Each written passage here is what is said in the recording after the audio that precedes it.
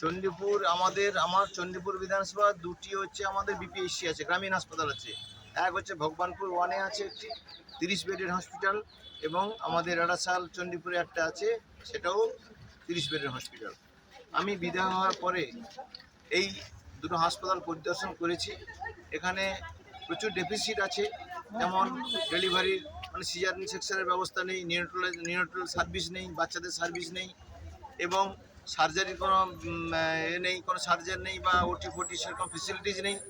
এগুলো সবগুলো নিয়ে আমি মাস দেড়েক আগেই আমি স্বাস্থ্যমন্ত্রীর সঙ্গে মিটিং করেছি। আমাদের সব প্রপোজাল জমা দিয়েছি। এফআরইউ ইউনিট হিসাবে এটা আমাদের বিবেচনা করার জন্য বলেছি, 100 বেড যাতে হয়, এবং তাতে সব কিছু স্পেশালিস্ট ফেসিলিটিস থাকবে, সার্জারি ফেসিলিটিস, অর্থোপেডিক্স, বিশেষ করে মায়েদের, প্রসূতি মায়েদের চিকিৎসার ব্যবস্থা, সিজারিয়ান সেকশনের ব্যবস্থা, এবং সদ্যজাত শিশুদের চিকিৎসার ব্যবস্থার জন্য আমি বলেছি। আমাদের মাননীয় স্বাস্থ্যমন্ত্রী এবং মুখ্যমন্ত্রীকে সাথে দরবার করেছি, ওনারা সব মেনে নিয়েছেন আমার দাবি। কারণ আমাদের চণ্ডীপুর বিধানসভায় কোনো মাল্টি স্পেশালিটি বড় হাসপাতাল নেই, আমাদের দুটো বিপিএসসির উপর আমাদের নির্ভর করতে হয়। সেইখানে যাতে ফেসিলিটিসগুলো সাব ডিভিশন হাসপাতাল বা বড় হাসপাতালের মতো থাকে, সেই সব পরিষেবাগুলো আমরা নিয়ে আসার চেষ্টা করছি। নতুন এফআরআই ইউনিট করব, এটা আমার প্রস্তাব হয়েছে, এটা ক্যাবিনেটে পাস হলে তো আমাদের কাজকর্ম শুরু করতে পারবো।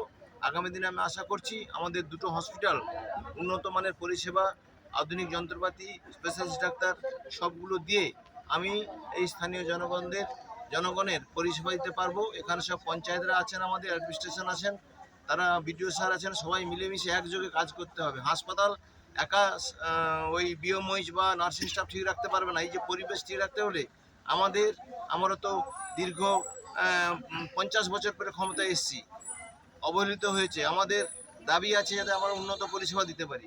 আমরা নিজেরাই হাসপাতালকে পরিষ্কার করার চেষ্টা করব। যেসব কাজকর্ম আমরা পরিকল্পনা করছি, সেগুলো যাতে আমাদের লোকাল ছেলেরা পায়, লোকাল ভেন্ডাররা পায়, তাও করতে হবে।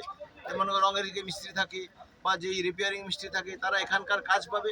তার স্বাস্থ্যমন্ত্রী আমাদের প্রতিশ্রুতি দিয়ে গেলেন, যেগুলো টাকা পয়সা সব আমাদের উনি দিয়ে দেবেন, শুধু প্রপোজাল দেবে। আপনারা সুন্দর করে হাসপাতাল রাখুন, আধুনিক পরিষেবা যাতে হয় আগামী দিনে তার ব্যবস্থা করুন।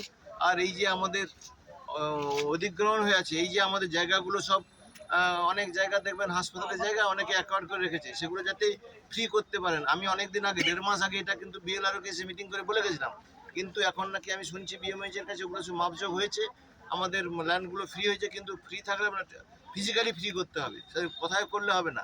সেই জন্য যত তাড়াতাড়ি সম্ভব এফআরআই ইউনিট তো আসবেই, তার আগে আমাদের হাসপাতালের পরিবেশ, হাসপাতালের সারাউন্ডিংস যেন ঠিক থাকে। আর আমরা সবাই মিলে প্রাচীর বাউন্ডারি ওয়াল দিতে হবে। বাউন্ডারি ওয়াল না দিলে একটা হাসপাতালের বাউন্ডারি যদি না থাকে, অসামাজিক কাজকর্ম হবে, বুঝলেন কি? কারণ এখানে সব ফিমেল পেশেন্টরা থাকে, সিস্টাররা থাকেন, তাদের যদি কোনো অসুবিধা না হয়, তার জন্য আমাদের বাউন্ডারি ওয়াল খুব আবশ্যক। এগুলো আমরা কথা বলেছি স্বাস্থ্যমন্ত্রীর সঙ্গে। আমি আশা রাখছি যে আগামী দিনে এইসব পরিষেবাগুলো আমরা পাবো, এবং আমাদের ভগবানপুর হাসপাতালকে উন্নত মানের একটা এফআরআই ইউনিট হিসাবে, ফার্স্ট রেফারেল ইউনিট হিসাবে আমরা আপনাদের কাছে দিতে পারবো। আর সবাই সব কিছু ঠিক রাখার দায়িত্ব আপনাদের, করে দেবে সরকার, কিন্তু দায়িত্ব আমাদের নিতে হবে মেনটেন্যান্সের জন্য।